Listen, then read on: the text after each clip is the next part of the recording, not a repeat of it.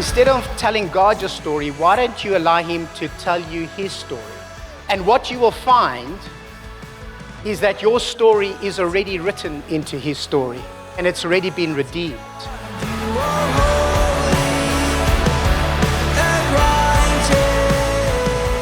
If you want to know what discipleship really means, don't look at it through your modern lens.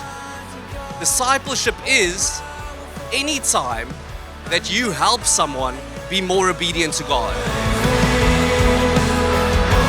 The weakest person here, filled with the Spirit of God, can be used by the Lord to build the true kingdom of God.